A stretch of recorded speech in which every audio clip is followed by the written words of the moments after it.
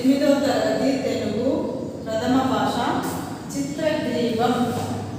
Okay, ఉపవాచకం మూలమైనంటే ధనగోపాల్ Mukherjee. Okay, చిత్రగ్రీవము నిన్నటి క్లాసులో మనము దాని ఎక్కడ ఎవరు పెంచుతారు, ఏంటి, ఎన్ని పక్షులు ఉన్నాయి, మరి మనుషులు ఎంతమంది ఉన్నారు, పక్షులు ఎంతమంది ఉన్నారు, 20 లక్షల మందేమో 10 లక్షల జనాభా ఉండదానికి 20 లక్షలు పావురాలు ఉన్నాయని చెప్పుకున్నాం. మళ్ళా 2 దృశ్యాలు విచిత్రమైనవి. ఒకటి గుడ్డు నుంచి పిల్లల్ని బయటకు తీసుకురావడం. రెండోది ఆ పిల్లకి నోటికి, ఆ పక్షి పిల్లకి నోటికి ఆహారాన్ని అందివ్వడం అనేది రెండవ దృశ్యం. ప్రపంచంలో వింత దృశ్యాలు ఏవి అంటే ఈ 2. ఒకటి గుడ్డుని పగలగొట్టి ఆ పిల్లని బయటకు తీసుకురావడం, పక్షి పిల్ల బయటకు వచ్చిన తర్వాత దాని నోటికి, దీని యొక్క నోటి ద్వారా, పక్షి నోటి ద్వారా ఆహారాన్ని ఇవ్వడం ఇంకొక వింత, ప్రపంచంలో రెండవ దృశ్యం. ఓకే, అలానే ఇవి పావురాల రకాలు చెప్తున్నాం మనం. మంచి పావురాలని, గిరిగిరి పావురాలని. ఓకే, అలా పావురాలు అంటే మూడో నెంబర్ అంటే ఒక నెంబర్కి 3 పావురాలు ఉన్నాయి. అంటే జనాలేమో 10 లక్షలు, పావురాలేమో 20 లక్షలు. ఓకే, ప్రతి ఒక్క కుర్రవాడి దగ్గర 10 నుంచి 12 పావురాలు పెంచుకోవడానికి ఆస్కారం ఉంది అని చెప్పడం జరిగింది. ఇంకా ఇక్కడ చిత్రగ్రీవం అంటే మనం అనుకున్నాం ఏంటి, చిత్ర అంటే ఉల్లాసభరితమైనదని, గ్రీవం అంటే కంఠం అని, కంఠానికి రంగులు, ఇంద్రధనుసులాగా. ఇంద్రధనుసు అంటే తెలుసు కదమ్మా, రంగులతో కూడినటువంటి ఇంద్రధనుసు. అలానే ఈ బంతి పావురాలు అనేది, గిరిగిరి పట్టే పావురాలు అనేది ఎంతో అందంగా ఉంటాయి. పెంపుడు జంతువులు, పక్షుల్ని పెంచుకుంటారు, జంతువుల్ని పెంచుకుంటారు.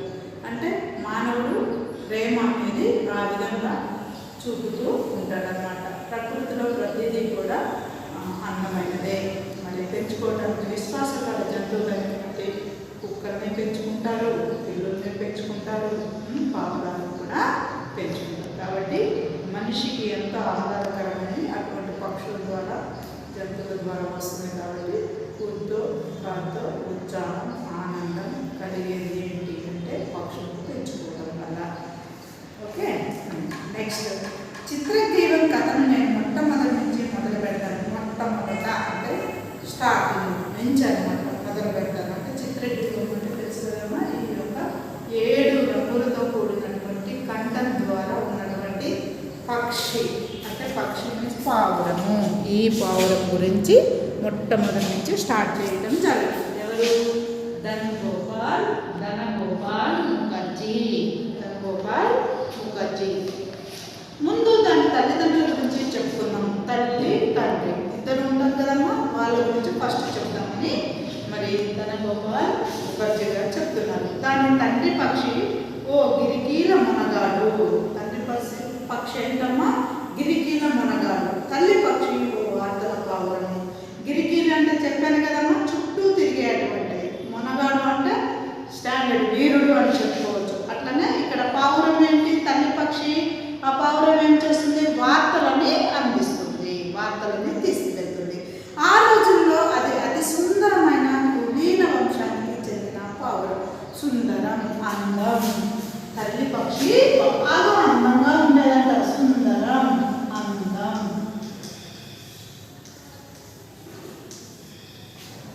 ఏ వంశానికి చెందిందమ్మా? కులీన వంశానికి చెందింది.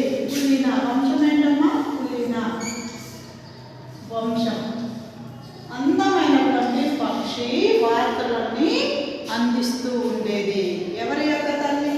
చిత్రగ్రీవం యొక్క తల్లి. ఆ 2 విశిష్టమైన పావురాలు జతగట్టినాయి. అంటే 2 ఒక దగ్గర. జత అంటే 2, జత అంటే 2 కలిసి ఒక చోట చేరడం. ఓకే, గుడ్లు పెట్టినాయి. వాటికి పుట్టిన చిత్రగ్రీవం అందువలనే ప్రతి రోజుల్లో యుద్ధ రంగాల్లోనూ, శాంతి సమయాల్లోనూ అమోఘంగా పనిచేయగల వార్తాహరి అయిన పావురంగా రూపొందింది. ఈ 2 తల్లి పక్షి జత అయ్యి గుడ్లు పెట్టడం జరిగింది. గుడ్లు పెట్టిన తర్వాత ఆ గుడ్లుకి కలిగి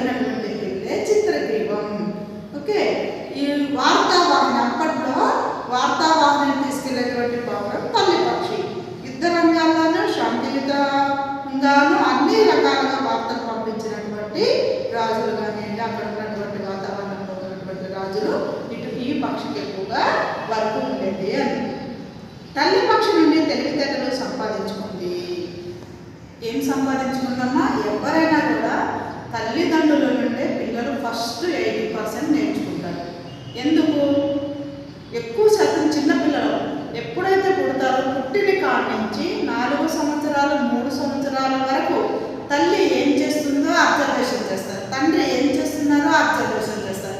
ఆ ఇంట్లో అమ్మమ్మ, నాన్నమ్మ, తాతయ్య వాళ్ళు ఉంటే వాళ్ళు ఎటువంటి ఎలా మాట్లాడుతున్నారో అవన్నీ పిల్లలు అబ్జర్వేషన్ చేస్తారు. ఆ విధంగానే వాళ్ళు మాట్లాడే విధానం, మాతృభాష, తల్లి నుండి వచ్చేటువంటి భాష ఎలా ఉంటుందంటే తల్లి ఎంత పర్ఫెక్ట్గా ఎంత చక్కగా మాట్లాడుతుందో ఆ పిల్లలు కూడా అలానే మాట్లాడతారు. తండ్రి బిహేవియర్ని బట్టి పిల్లలు కూడా మారుతూ ఉంటారు. అట్లనే అక్కడ ఉన్నటువంటి తాతయ్య చాలామంది నాలెడ్జ్ పర్సన్స్ స్టోరీస్ అవి ఇవి చెప్తుంటారు. పిల్లల అభివృద్ధి అక్కడ జరుగుతూ ఉంటుంది. తర్వాత స్కూలు, గురువులు ఫస్ట్ గురువులు కాదు, ఫస్ట్ పిల్లలకి తల్లిదండ్రులే దేవతలు, దేవుళ్ళు, భగవంతుడు ఎవరయ్యా అంటే వాళ్ళకి వాళ్ళే. తర్వాతే గురువులు. గురువులు అక్షర జ్ఞానం చేస్తారు కానీ ఫస్ట్ బిహేవియర్ ఎక్కువగా నేర్చుకునేది ఇంటి దగ్గరే. కాబట్టి తల్లిదండ్రులు ఎంత చక్కగా ఉంటే అంత మంచిగా ఉంటుంది. అట్లనే ఇక్కడ పావురం కూడా దాని యొక్క తెలివితేటలు ఆ పిల్లకి రావడం జరిగింది, పక్షి పిల్లకి రావడం జరిగింది. తండ్రి పక్షి నుండి వేగం, చురుకుదనం, సాహసం సంతరించుకుంది. తండ్రి నుంచి ఏంటి? చురుకుదనం. చూడండి, తల్లి దగ్గరేమో మనం ఇంట్లో వాతావరణం అన్ని విషయాలన్నీ తెలుసుకుంటాం. తండ్రి దగ్గర బయట జరిగిన విషయాలన్నీ కూడా నాలెడ్జ్ని పెంపొందించుకున్నమాటనే ఇక్కడ ఫస్ట్ వేగం, స్పీడ్గా. పక్షికి అలవాటు ఏంటమ్మా? స్పీడ్గా ఎగరగలగాలి. నెక్స్ట్ చురుకుదనం, చలాకీగా ఉండాలి. చురుకుదనం అంటే ఏంటమ్మా? స్పీడ్గా చలాకీగా ఉండాలి. మళ్ళా సాహసం, ఏదైనా సరే అది మరి ఆపద వచ్చినప్పుడు సాహసవంతంగా తన ధైర్యాన్ని నెలకొల్పుకొని ముందుకు సాగడానికి పక్షి పిల్ల ఏర్పరచుకోవాలి. ఎవరి దగ్గర నుంచి ఈ 3 నేర్చుకోవాలి? తండ్రి నుంచి. అంటే తండ్రి పక్షి నుంచి పక్షి పిల్ల నేర్చుకుంది. తల్లి దగ్గర ఏమో తెలివితేటలు నేర్చుకుంది, ఎలా మాట్లాడాలి, ఎలా మెలగాలి, ఎలా ఉండాలి అనేటువంటిది. ఇక్కడేమో ఎలా బయట ప్రపంచంలో ఎలా బ్రతకాలి అని తెలుసుకుంది తండ్రి పక్షి నుంచి. అలా సమకూర్చుకున్న శక్తియుక్తుల పుణ్యమా అని అది ఎన్నో సార్లు శత్రువుల దాడి నుంచి ఆఖరి క్షణంలో ఆ దాడి చేస్తున్న డేగల తలల మీద నుంచే గిరికీలు కొట్టి తప్పించుకోగలిగింది. చూసారా? సమకూర్చుకున్న ఎక్కడి నుంచి? తల్లిదండ్రుల నుంచి ఏదైతే సమకూర్చుకున్నారో ఆ మంచి మన శక్తియుక్తులన్నీ కూడా సమయ పాలనలో సద్వినియోగపరచుకోవడం అనేది తెలివి గల వారి యొక్క లక్షణం. అట్లనే శక్తియుక్తులు వేరే వేరే డేగలు అవన్నీ కూడా దాన్ని చుట్టుముట్టినా కూడా శక్తివంతంగా, సాహసవంతంగా, చురుకుతనంగా తన ప్రాణాన్ని అది కాపాడుకోగలిగిందంటే ఎక్కడి నుంచి నేర్చుకుందమ్మా? ఫస్ట్ తల్లిదండ్రుల నుంచి నేర్చుకుంది. శత్రువులు ఎవరైతే ఉన్నారో ఆ శత్రువుల బారి నుండి కూడా తప్పించుకునే ఆలోచన వచ్చింది. ఓకే, గిరికీలు కొట్టి తప్పించుకోగలిగింది. అంటే చుట్టూ తిరగడం, అక్కడికక్కడే తిరగడం. గిరికీలు అంటే తన చుట్టూ తిరగడం, ఎక్కడ నాకే తప్పించుకోవాలో అది తెలుసుకుంది. ఓకే, ఆ ముచ్చట్లు సమయం సందర్భం సరికూడినప్పుడు మరోసారి చెప్పుకున్నాం. ఇంకా ఏమేమి జరిగిందో, ఏదైతే సమయం ఉందో ఆ సమయంలో మళ్ళీ ఇంకొకసారి చెప్పుకున్నామని చెప్తున్నారు. ఇక్కడ తండ్రి గురించి, తల్లి గురించి, వాళ్ళిద్దరి మధ్య ఈ పక్షి పిల్ల ఏం నేర్చుకుందో వివరంగా వివరించగలిగారు. ఓకే, ఇంకా గుడ్డులో ఉన్నప్పుడే చిత్రకీలం ఓ ప్రమాదంలో నుంచి త్రుటిలో ఎలా తప్పించుకుందో ముందు చెప్తాను. గుడ్డులో ఉన్నప్పుడే ఒక ప్రమాదం, త్రుటిలో అంటే క్షణకాలంలో. త్రుటిలో అంటే ఏంటమ్మా? క్షణకాలంలో తప్పించుకుంటుంది. ఎలా తప్పించుకుందో ఇంకా ముందు చెప్తాను అంటున్నాడు. ఎవరు? ధనగోపాల్ ముఖర్జీ గారు. ఆ రోజును నేను ఎప్పటికీ మర్చిపోలేను. తల్లి పావురం పెట్టిన 2 గుడ్లలో ఒకదాన్ని పొరపాటున జారవిడిచిన పగలగొట్టిన రోజది. చూసారా? తల్లి 2 గుడ్లను పెట్టింది. ఒక రోజు ఒక గుడ్డు ఉంది, ఇంకొక గుడ్డు జారవిడుస్తుంటే పడిపోయిందమ్మా, చేతుల్లో నుంచి జారిపోయింది తెలియకుండానే. అటువంటి రోజు ఆ గురించి చెప్తున్నాను. ఆ తెలియలోనే ప్రపంచంలోనే సుందరమైనది, అందమైనది, ఇంకా తెలియగలది, ఇంకా సాహసోపేతమైనది అటువంటి పావురమేమో అని ఆనంద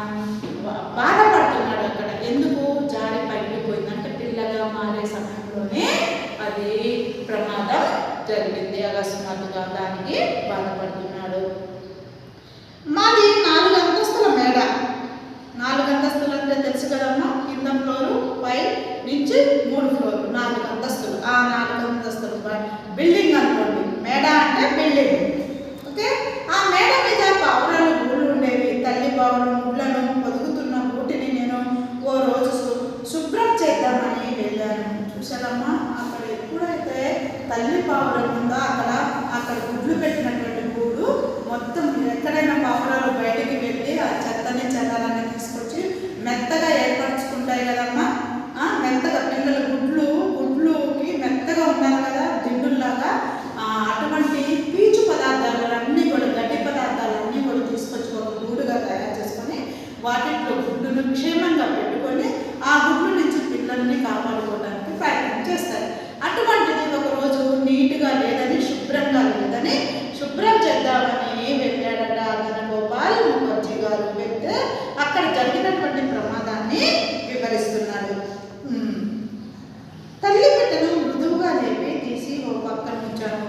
మృదువుగా అంటే శుద్ధి మెత్తగా. ఎందుకంటే అమ్మ అక్కడ పొదుగుతుంది అంటే బాడీ అంతా కూడా ఎలా ఉంటుందమ్మా, పచ్చిగా ఉంటుంది, శుద్ధి మెత్తగా ఉంటుంది. అందుకని ఆ తల్లి పావురాన్ని మెల్లిగా తీసి పక్కన కూర్చోబెట్టాడు. తర్వాత ఒక్కో గుడ్డుని యథాస్థానంలో ఉంచాడు.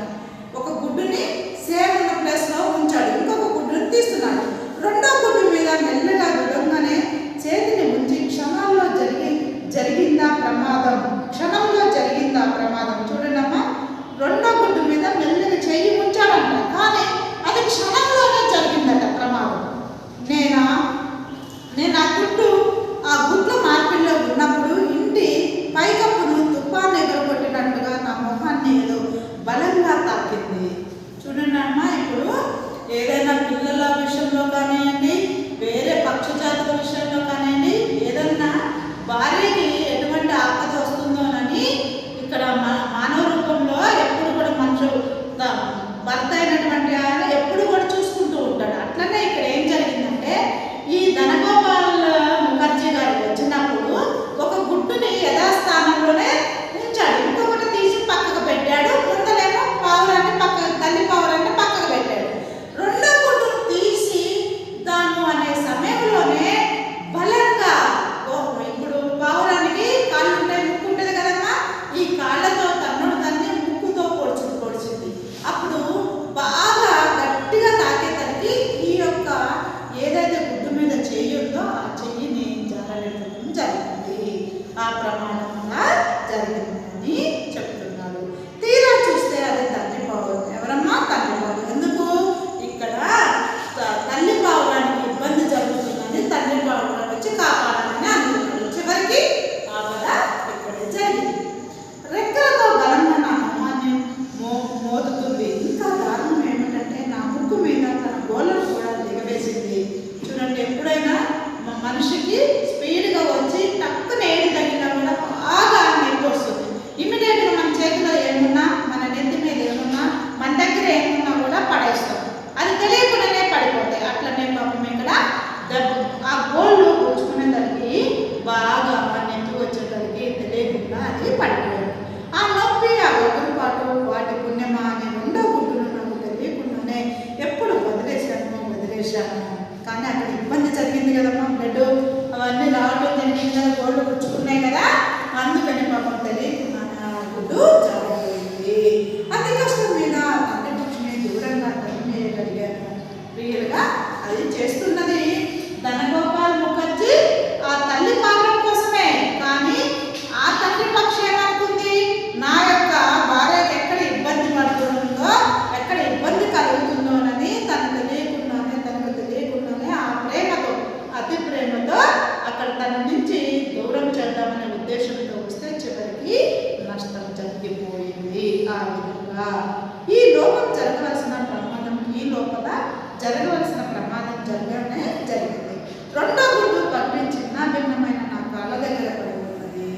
రెండో గుడ్డు ఏం జరిగిందమ్మా, శుభ్రంగా పగిలిపోయింది. జారేసరికి ఏమవుతుంది, ఈజీగా ఉంటుంది కదా, అది దాన్ని అంత గట్టిగా ఉండదు కదా, రాతిలాగా ఉండదు. కాబట్టి ఇది ఈజీగా పగిలిపోయింది. ఆ పగిలిపోయిన పెరుగులన్నీ కూడా కాళ్ళ దగ్గర ఉన్నాయి. నా మీద ఆ దిక్కుమాలిన తల్లి పక్షి మీద నాకు ఒళ్ళు తెలియని కోపం వచ్చింది. కోపం అంటే తెలుసు కదమ్మా, ఆగ్రహం, కోపం. ఆ కోపం వల్ల కోపం వచ్చింది. ఎందుకు వచ్చింది, అక్కడ తెలియకుండానే ఆపద జరిగింది, ప్రమాదం జరిగింది, అనవసరం కదా. అందుకని ఆ తండ్రి పక్షి మీద కోపం వచ్చింది.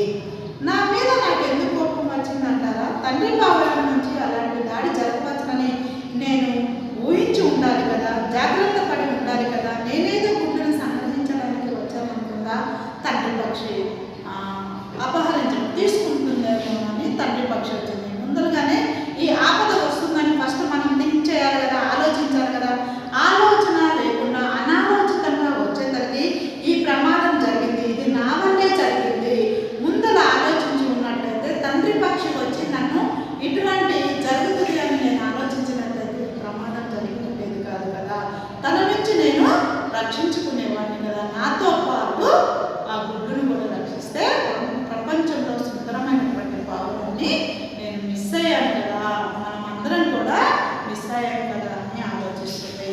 ఆ అజ్ఞానంతో అది ప్రాణాలకు తెగించి మరీ నా మీద దాడి చేసింది. గుడ్లను ఎత్తుకోకుండా ఆపుదామనుకున్నది. పొదుగుల కాలంలో ఊళ్ళను శుభ్రపరిచేటప్పుడు అన్ని రకాల సంఘటనలకు దాడులకు సిద్ధపడి ఉండాలి. దాడులకు సిద్ధపడి ఉన్నారు. ఇట్లా పొదుగుతున్నటువంటి సమయంలో ఖచ్చితంగా 21 రోజు నుంచి 18-21 రోజు వరకు పిల్లల సమయం ఉంటుంది. ఆ గుడ్లు పొదిగి వెచ్చదనాన్ని ఇస్తేనే ఆ వెచ్చదనంతో ఆ యొక్క పక్షు పిల్లలు పైకి వస్తాయి. అట్లనే కోడి పిల్లలు కూడా అంతే. వెచ్చదనం అనేది ఖచ్చితంగా అవసరం. అందుకే పొదగేస్తారు. పొట్టులోను గడ్డిలోను ఇంత పొదగేసి వేడిగా గుడ్డు నుంచి దాన్ని కాపాడటానికి ప్రయత్నం చేసి ఆ పక్షి పిల్లల్ని బయటకు తీస్తారు. అందుకని అది అటువంటి ఆపదలు రాకుండా చూసుకోవడానికి కూడా మనకి అవసరము. సరే, మళ్ళా మన కథ దగ్గరకు వద్దాం. గుడ్డుపై పెంకును ముక్కుతో పొడిచి పిల్ల పక్షిని ప్రపంచంలోకి ఎప్పుడు తీసుకురావాలో తల్లి పక్షికి ఖచ్చితంగా తెలుసు. చూసారా, ఫస్ట్ అక్కడ చెప్పాను కదమ్మా ఏమని, ఫస్ట్ గుడ్డు నుంచి పిల్లని బయటికి తీసుకురావాలి. అది ప్రపంచంలో మొదటి దృశ్యం, వింతైన దృశ్యం. రెండోది వచ్చిన తర్వాత తల్లి పక్షి దాని యొక్క పిల్ల పక్షికి నోటికి అందించడం ఆహారాన్ని. రెండోది వింత. ఇక్కడ మళ్ళీ సేమ్ వచ్చింది. ఏంటి, ఈ గుడ్డును బయటకు తీసుకురావటం, గుడ్డు నుంచి పిల్లల్ని బయటకు తీసుకొచ్చే ఆలోచన ఖచ్చితమైనటువంటి రోజు, ఖచ్చితంగా గడియ నిమిషంతో సహా ఎవరికి తెలుస్తుందమ్మా? ఆ తల్లి పక్షికే తెలుస్తుంది.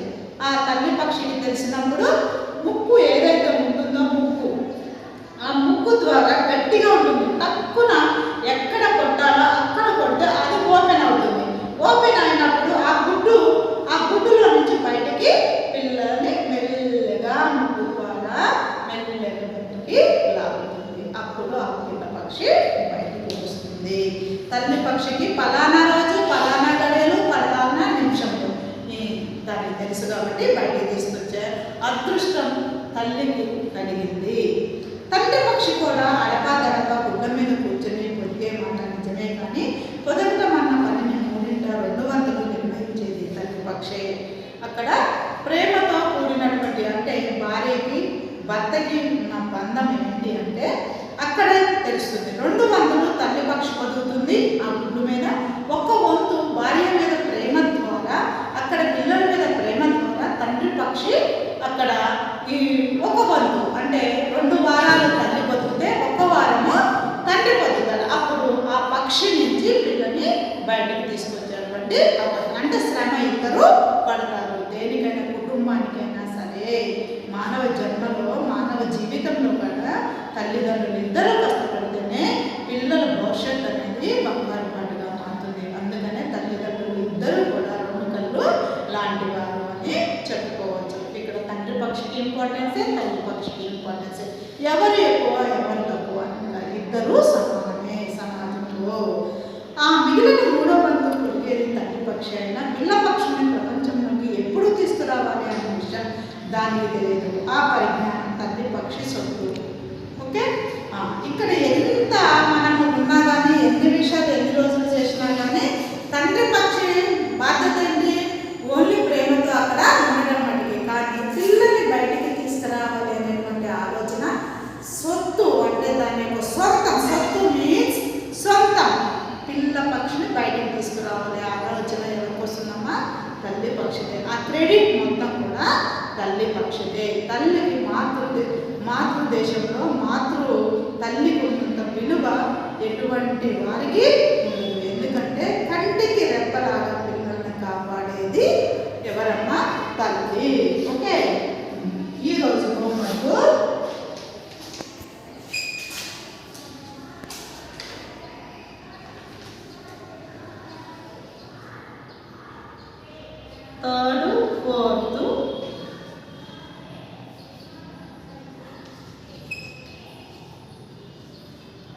తాడు బౌద్ధ పేరాలు రన్నమ్మ. నేను చెప్పిన దాంట్లో వివరించగలమ్మా. ఆ వివరణలో అక్కడికి వచ్చిన హార్వర్డ్స్ ఏమైనా ఉంటే చూసుకోండి. ఓకేనా? ఓకే అమ్మా. मॉर्निंग बेटा, कल हम कौन कविता के पाठ में कविता पढ़ लिए है और उसके बारे में व्याकरण की जानकारी लिए है ना बेटा. सृजनात्मकता, अभिव्यक्ति. तो इसमें क्या था बेटा, अगर ना होते किसान बताओ फसल उगाता कौन, अगर ना होते अध्यापक बताओ हमें ज्ञान फैलाता कौन. तो इस पंक्तियों के बारे में पढ़ लिए हैं. और यहाँ पर अगर डॉक्टर नहीं हुए तो क्या होता, हमें इलाज कौन करते हैं, और डाकिया नहीं तो हम घर घर चिट्ठी कौन देते हैं बोल के भी हम उसके बारे में कल के कक्षा में हम जानकारी लिए. तो आज बेटा हमारे जीवन में प्रशंसा, और यहाँ पर देखिए बेटा ये क्या है, प्रशंसा हमारे जीवन में वृक्षों का क्या महत्व है, और परियोजना कार्य प्रोजेक्ट वर्क के बारे में होता बेटा. नेक्स्ट भाषा की बात के बारे में आज हम जानकारी लेंगे. ओके, यहाँ पर देखिए बेटा हमारे जीवन में वृक्षों का क्या महत्व होता है. वृक्ष बोलते क्या है बेटा, बड़े बड़े ट्री. वृक्ष को तरु बोलते हैं और पेड़ भी कहते हैं. तो ये वृक्षों का महत्व क्या होता है, फिर बहुत महत्व होता है वृक्षों का. वृक्ष हमारे साथी होते हैं. तो ये और प्राणदाता भी है. वृक्ष हमारे प्राणदाता है. ऑक्सीजन लेंगे तो हमें ऑक्सीजन कौन दे रहे हैं बेटा, ये वृक्ष दे रहे हैं ना. तो हमारे प्राणदाता है. वृक्ष और पेड़ पौधे हमारे परम मित्र है, हमारे फ्रेंड्स जैसे होते हैं. हम ऑलरेडी 7th क्लास में भी वृक्षों के सच्चा दोस्त के बारे में पढ़ते हैं बेटा. उसमें कौन थे, अमर और पेड़ की कहानी बहुत अच्छी है. उसमें दोनों कैसे होते हैं, क्लोज फ्रेंड्स रहते हैं, परम मित्र होते हैं. तो वृक्षों के बिना जगत की कल्पना हम नहीं कर सकते हैं. ये वृक्ष के बिना, पानी के बिना हमें रह सकते हैं क्या, नहीं रह सकते. वृक्षों बहुत बहुत बड़ा महत्व होता है. जगत की कल्पना, जगत बोले तो क्या बेटा, हमारे ये पूरा हम विश्व की कल्पना हम नहीं कर सकते हैं. हम नहीं रह सकते. थोड़ी देर हमें हवा नहीं है तो हम रह सकते हैं क्या, नहीं रह सकते. तो प्रदूषण को लेकर पोल्यूशन को लेकर, कार्बन डाइऑक्साइड को लेकर हमें प्राणवायु देते हैं, हमें ऑक्सीजन देते हैं. तो पेड़ कैसे होते बेटा, परोपकारी होते हैं, दूसरों के लिए सहायता करने वाले होते हैं, हमारे वो परम मित्र है. तो वृक्ष कई प्रकार के हमारे सेवा करते हैं. वृक्षों की हरियाली हमारे मन को प्रसन्न करती है.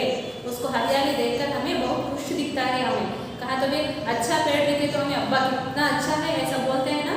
वृक्षों की हरियाली बहुत अच्छी होती है. उनके शीतल छाया में सुख शांति भी रहती है. कहाँ तो भी हम घूमते रहते हैं ना, थक जाते हैं, तो थक गए तो हम कहाँ बैठते हैं, वृक्षों के पास, वृक्षों की छाया में. अब कितना कूल है यहाँ पर वृक्ष के नीचे बोल के, वैसे हमें सुख शांति भी पेड़ के नीचे ही मिलता है. तो उनके फल फूल खाते हैं अपन, फल फूल मिलते हैं. और उनके पत्तों से पत्ते भी मिलते हैं.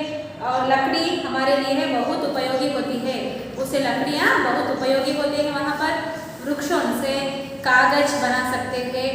और गोंद भी मिलता है, वहाँ से उनको गोंद मिलती है. इस तरह अलग अलग दवाइयाँ भी मिलती है. दवाइयाँ उनके मेडिसिन तैयार करते हैं बेटा पेड़ों से. और तेलों की प्राप्ति होती है. पेड़ों से अपने को तेल, ऑयल मिलता है ना, ऑयल भी पेड़ों से ही मिलता है. इस तरह हर एक प्रकार के वहाँ पर हमें उपयोग मिलता है. पेड़ों से ही बहुत लाभ होते हैं. वृक्षों से वायुमंडल शीतल और शुद्ध बनता है. ये पूरा कैसा होता है, वातावरण बहुत ठंडे रहते हैं पेड़ रहने से. पेड़ नहीं है तो कैसा हो जाता, बहुत धूप लग जाती है, हम नहीं रह सकते, बहुत गर्मी भी होती है. वृक्षों के आकर्षण से वर्षा होती है. ये वृक्ष रहने से क्या होता, हमें वर्षा समय समय पर हमें मिलता है बेटा. ये वृक्ष से वर्षा समय पर हमें होता है. वृक्ष बेड़ा को शुरू कर उपजाऊ मिट्टी, बड़े बड़े तूफान आते हैं ना, ये वृक्ष हमें रोक कर अच्छे उपजाऊ मिट्टी भी हम मिलता है. तूफानों को भी ये रोक देते हैं. और उनकी लकड़ी ईंधन के रूप में भी काम करती है. अब रेल में इंजन के रूप में काम करते हैं ना, वो लकड़ी से भी हमें ईंधन भी मिलती है. वृक्षारोपण हमारा एक सामाजिक कर्तव्य है. इसलिए क्या करना बेटा, हम सभी लोग वृक्षारोपण करना बोले तो वृक्ष लगाना चाहिए. हम कंपल्सरी एक पेड़ को काटना, तो किसी तो आवश्यकता के अनुसार वो जरूरी है पेड़ को काटना बोल के, वैसा अवसर आने लगाना चाहिए, बोना चाहिए। तो ये वृक्ष वृक्ष वन महोत्सव बनाकर उनका संरक्षण करना चाहिए। हम उनकी रक्षा करेंगे तो वे हमारी रक्षा करेंगे। वृक्ष पेड़ को हम रक्षा करेंगे तो पानी डालकर उसकी रक्षा करें तो वो हमें डबल रक्षा करता है बेटा। ये तो वृक्षों के बारे में एक उक्ति भी है, क्या है ये?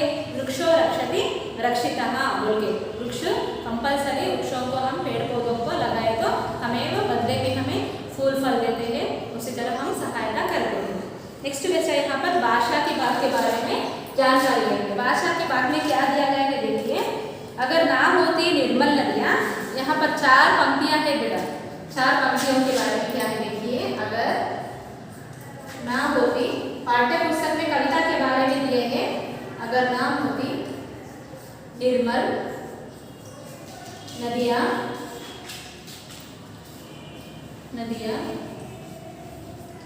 अगर ना होती निर्मल नदियाँ, जग की प्यास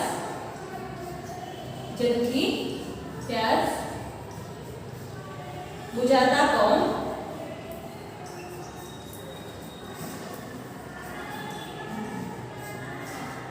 बुझाता कौन? अगर ना होते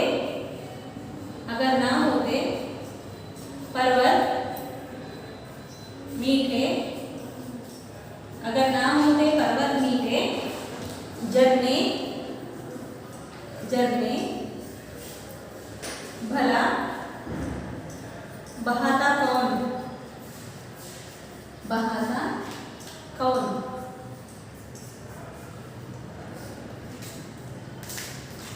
यहाँ पर देखिए बेटा, पाठ्य पुस्तक में ओनली 4 पंक्तियों के बारे में दिया गया है। अगर ना होते निर्मल नदियाँ, जग की प्यास बुझाता कौन?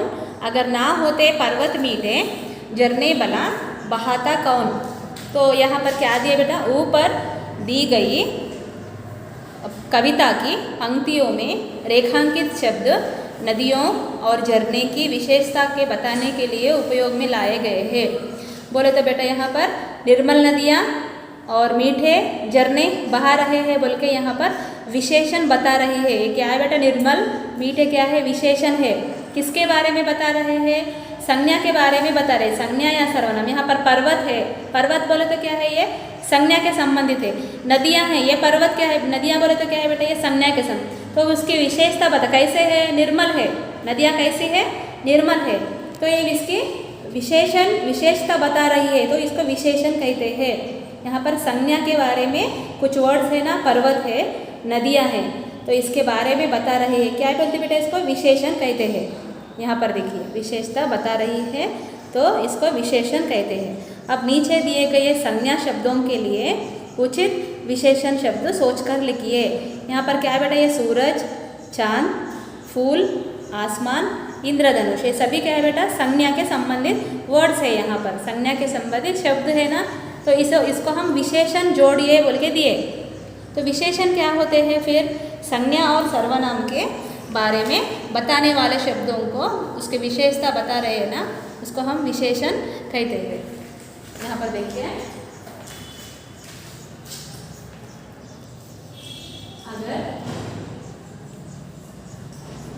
अगर ना होती निर्मल, अगर ना होती निर्मल नदियाँ,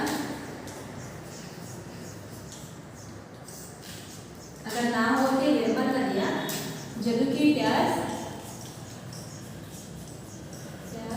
बुझाता कौन?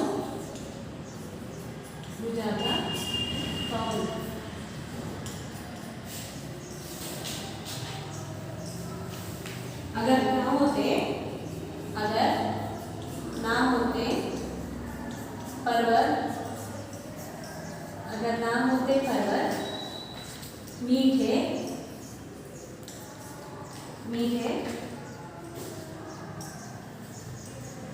झरने भला बहाता कौन? इसमें बेटा यहाँ पर अब अगर ना होते निर्मल नदियाँ। कैसे है बेटा नदियाँ? यहाँ पर निर्मल नदियाँ। निर्मल मतलब क्या है? विशेषण बोले तो क्या बेटा? संज्ञा या सर्वनाम। यहाँ पर वर्ड्स में सेंटेंस में संज्ञा हो और सर्वनाम हो तो उसकी विशेषता बता रही है। उन्हों किस तरह है? निर्मल है कि विशाल है कि उसका आकार उसका साइज बड़ा है कि छोटा है कि अच्छा है कि बुरा है कि बड़े है कि छोटे है, ये सभी को क्या बोलते हैं बेटा? हम विशेषण कहते हैं। तो इसमें हम हमारे यहाँ पर 4 पंक्तियों में किसके बारे में बता रहे हैं बेटा? विशेषण के बारे में बताइए बोल के कह रहे हैं। तो यहाँ पर अगर नाम होते निर्मल नदियाँ, नदियाँ कैसे बेटा? निर्मल है। तो यहाँ पर संज्ञा क्या है? विशेषण क्या है?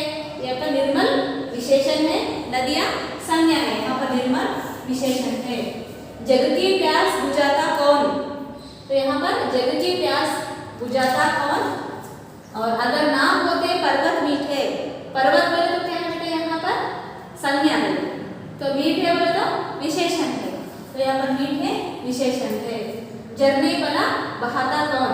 तो यहाँ पर दिए झरने बोले तो क्या है? भी विशेषण के संबंधित होते हैं। इस तरह बेटा 4 पंक्तियों में विशेषण के बारे में बता रहे हैं। तो यहाँ पर कुछ वर्ड्स दिए हैं बेटा, देखिए।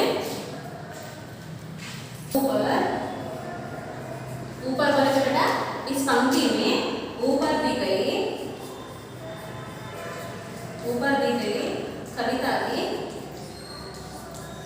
कविता की पंक्तियों में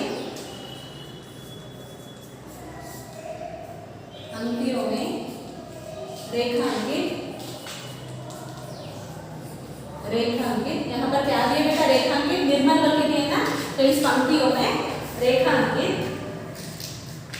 शब्द नदियों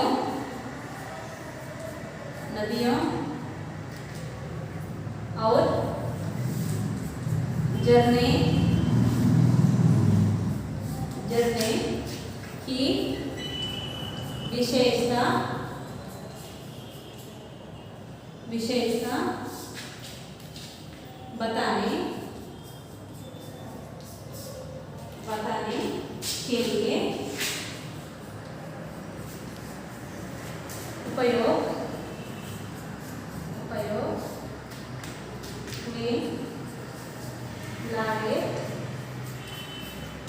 बताने के लिए उपयोग में लाए रहे हैं।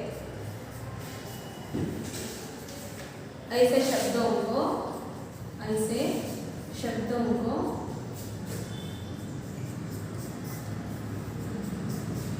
विशेषण कहते हैं।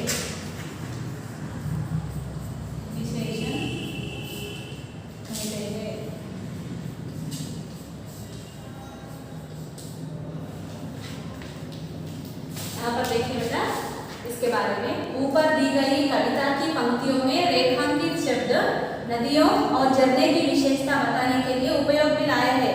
क्या है बेटा? यहाँ पर देखिए नदियाँ और यहाँ पर झरने, पर्वत, इसका किस तरह है उनकी विशेषता, इसकी विशेषता बता रहे हैं। निर्मल है और मीठे है बोलते, तो इसको क्या बोलते हैं बेटा? आप विशेषण कहते हैं। यहाँ पर नदियाँ और अगर नाम होते निर्मल नदियाँ, जल की प्यास बुझाता कौन? अगर नाम होते पर्वत मीठे, झरने बला बहाता कौन? झरनों की और नदियाँ, किस झरने कैसे बनता है बेटा? बहुत मीठे बहती है पर्वतों से। तो यहाँ पर झरने, पर्वत, नदियाँ क्या है? संज्ञा के संबंधित है। तो इसमें विशेषण बता रहे हैं, इसकी विशेषता बता रहे हैं बोल के यहाँ पर बता रहे हैं। और कुछ यहाँ पर संज्ञा के संबंधित वर्ड से दिए बेटा। संज्ञा शब्दों के लिए उचित विशेषण शब्द सोचकर लिखिए बोल के दिए। यहाँ पर संज्ञा शब्दों को सोचकर लिखिए बोल के दिए बेटा। यहाँ पर क्या क्या है देखिए।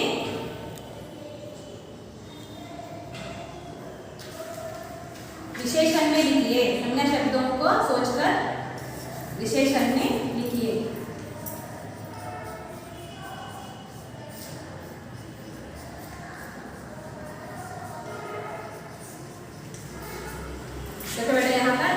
क्या दिए? डैश सूरज। सूरज बोले तो क्या है बेटे? संज्ञा है। सूरज बोले तो संज्ञा। तो संज्ञा को हम विशेषता में विशेषण के रूप में बताइए बोलते दिए। हमारे पाठ्य पुस्तक में यहाँ पर पंक्तियाँ दिए हैं बेटा, कविता दिए हैं, तो इसमें विशेषण है और संज्ञा भी है। तो इसमें क्या क्या दिए देखिए। फर्स्ट वन क्या दिए? सूरज बोल के दिए बेटा। नेक्स्ट और दूसरा क्या है? डैश चांद। और तीसरा फूल। फूल ये सभी कौन से वर्ड से बेटे? संज्ञा के संबंधित थे। और फोर्थ वन क्या दिए? डैश आसमान। आसमान। फिफ्थ वन इंद्रधनुष। इंद्रधनुष।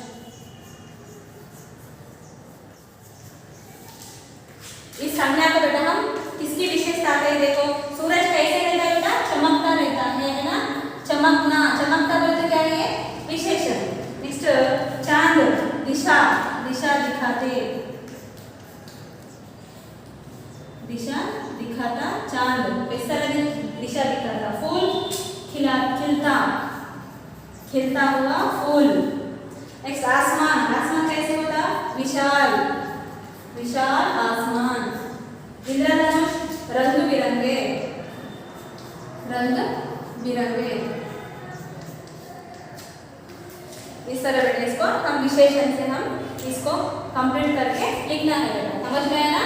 ये विशेषण और ये संज्ञा के बारे में बताया गया है। ओके, आपका होमवर्क बेटा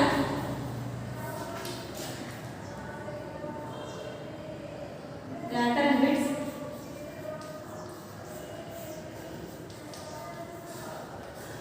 practice.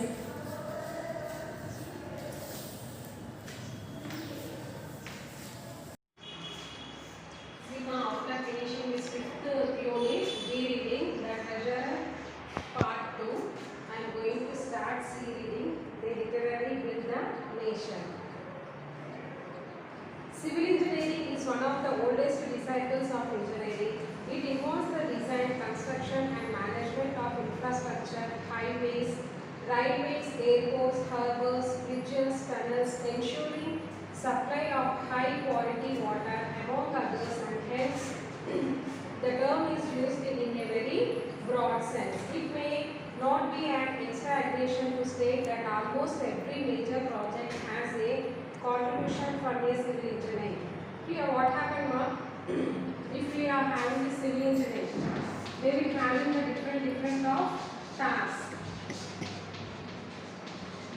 How they will be the oldest disciples of engineers. It involves design, construction, management, infrastructure, highways, railways, airports, harbors, bridges, tunnels, all it will include, and it will come in this civil engineering. Used in a broad sense means in a highway. It may not be exaggeration to state that almost every major project has a contribution from a civil engineer. It was a work with a very effective work, because if anything it will be there, it will be very project. Every major project has a contribution from a civil engineer. Only the civil engineer should start the work. The role of the civil engineer has been continuously changing. Earlier, engineers would focus their efforts on production of site, plans, drawings, and drawing, turn them over to contractors, and pretty much to be done with it. But things are much more sophisticated. Sophisticated means what? Advanced technology these days. Here, before that, the civil engineer, he used to come,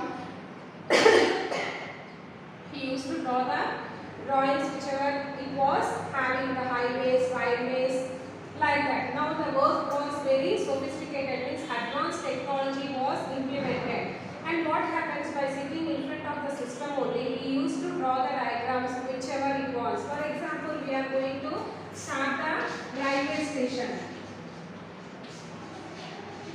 About the construction, what happened?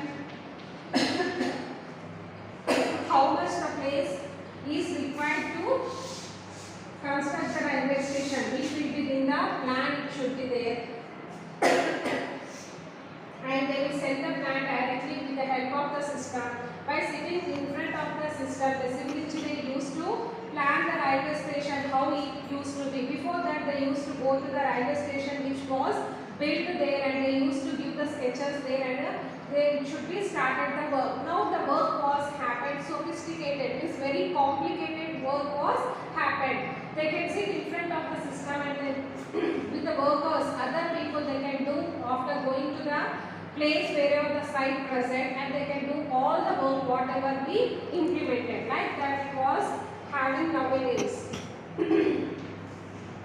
Development of landscape today requires thoughtful planning and an understanding of regulations. Permit requirements are more stringent and more numerous. Schedules are constrained and owners are mindful of their expenditures. Nowadays what happens, the expenditure also very high.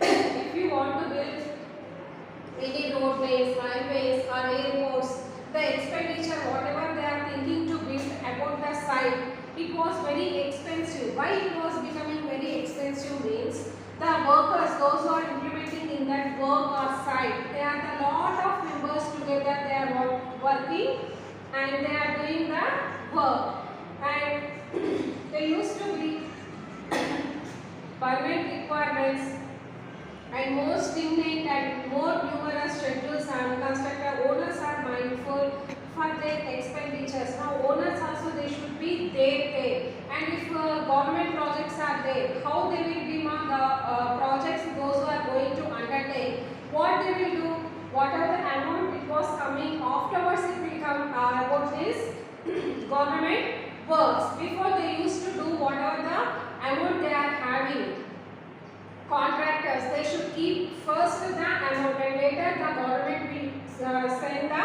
checks like that. And what the contractors will do, whatever the work is there, with the minimum staff, with the minimum workers they will complete, and whatever the amount they are coming they used to keep with them. Like that so many people are changing, and it was not having any value for these civil engineers.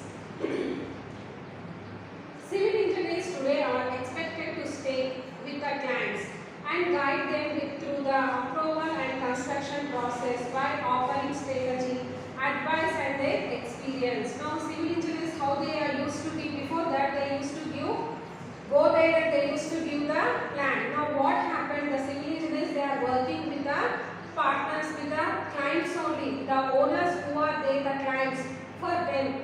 For the money purpose, they are coming up to them and expecting to stay with the clients and guide them how to do through the approval and construction process, while offering strategy, advice and their experience. Whatever the experience are there regarding that subject, they are going to implement in that place.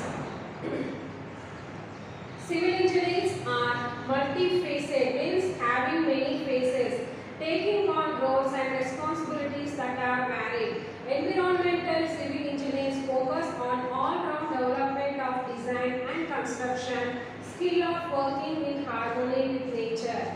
With the focus on environmental issues such as wastewater, sewage disposal, engineers operate as guardians of nature. Structural engineers are responsible for design of buildings, offshore oil platforms, etc. Highway engineers are responsible for design of traffic flow planning, roadway geometry design, etc. Here, for this civil engineers, we implement the government jobs also. In that, have multi-phase means what? Many phases, having many phases. They are having the responsibility. Environmental civil engineers, how they will focus on the design of nature. Environmental means what? Nature. About the nature they used to implement the work, and some of the engineers will be there. They will be focused on the environment issue. They will waste of water, how where the waste of water is going on, and where the disposal of plastic.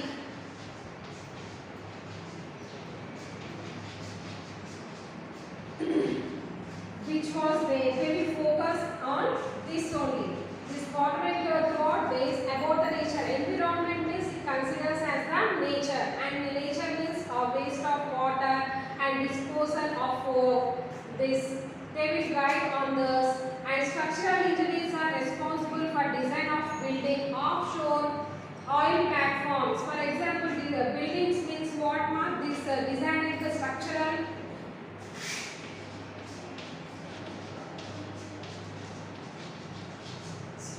engineering. They will concentrate on the buildings, which buildings it will be used to be now, such as government hospitals and government banks, government offices,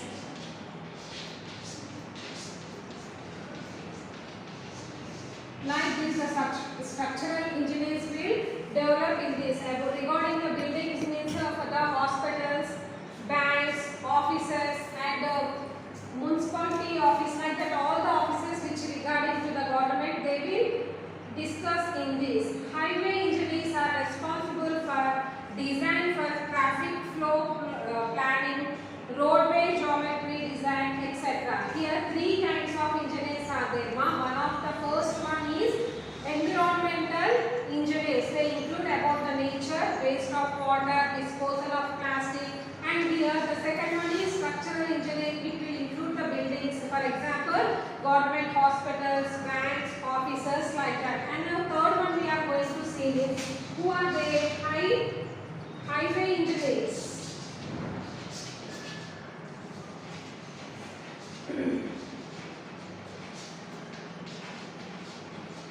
What they will do, they will design about the traffic flow planning, again about the roadway geometry design.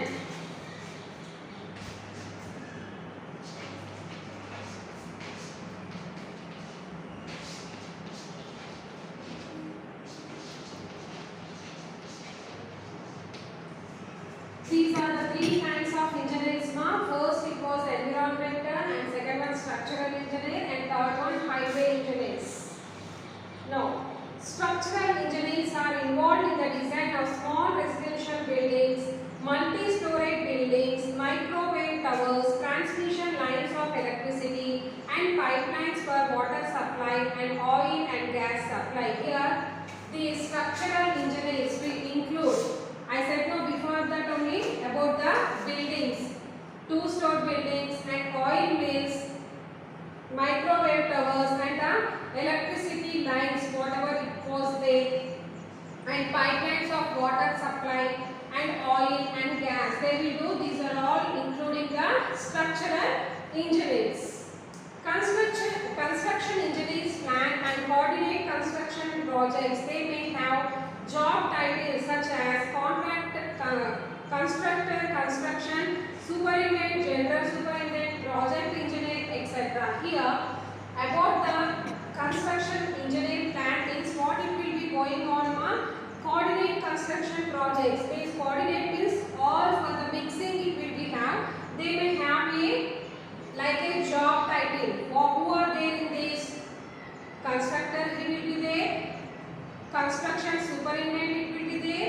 General superintendent and project engineer, etc. These are all the people who were involved in this plan. Now, construction managers evaluate and determine appropriate construction methods and the most cost-effective plan and schedule. This may require sophisticated estimating and scheduling techniques. Construction managers regularly review engineering and architectural drawing and specifications to monitor progress and ensure compliance with plans and schedules. Here, construction managers evaluate determination of appropriate construction methods such as most cost-effective plan. This requires what one? Sophisticated means complemented estimating schedule techniques. And construction managers regularly feed the architecture drawings. They want the architecture drawings. How the architecture drawings they will do the, with the help of the sketches they will draw. And they point out the plannings how to draw in this. Like that it will be included. And thus it would be advisable for students to undergo practical industry experience through internships, cooperative education programs or work experience in the industry. And this is advisable for all the students to undergo practical industry experience and corporate education programs and work experience in the industry. Another key discipline is quantity surveying, technical skills acquired in areas of estimating, costing and specification together with good knowledge of various procurement. Procurement means what? Obtaining the required material. Rules, tendering procedure and contracting essential make quantity survivors an inseparable part of the construction industry. Here the technical skills will be completed in this discipline quantity and how the costing it will be there and estimation will be there, how it was going on and specification knowledge it should be have and tendering the procedure and make quantity surveyors an inspectable of the construction industry. Job opportunities exist in design offices, consulting firms, government departments such as municipalities, environmental agencies as well as with contracting firms. Here job opportunities will be also there with the help of these engineers. Design officers will be there, consulting firms are there, government departments will such as municipalities, environmental agencies, all the contractors will have the government jobs also. With the help of the jobs they used to be work in the municipalities as well as in the departments and also in the offices, like that they will do all the work. After finishing of this lesson about this, they literally build the nation. Means what is the meaning of this? The literally build the nation means the engineers, those who are taking over these projects, they will be build the nation. They are the responsibilities of our nation, because if they will design perfectly only, whatever the governments are there, not only the buildings if we are ours, and the government issues will be there, seashores will be there, and the big apartments and all will be there. That all belongs to the, they build the nation. Literally means educatedly they will build the nation. Not having any idea, they won't do anything. For that purpose, the lesson name is considered as they literally build the nation. After finishing of this lesson, here some of the meanings are there. I am going to read out. Just look in your books. Disciplines, the subjects of study. Exaggeration and overstatement, sophisticated, advanced and complicated in the way they work, stringent, strict, client, customer, multifaceted, having many faces or branches, offshore, at a distance from the seashore, compliance, comfortably in fulfilling official requirements, internship, training to gain practical experience, procurement, obtaining the required material. See now, after finishing of these meanings, here the study skill it was there, page number 86.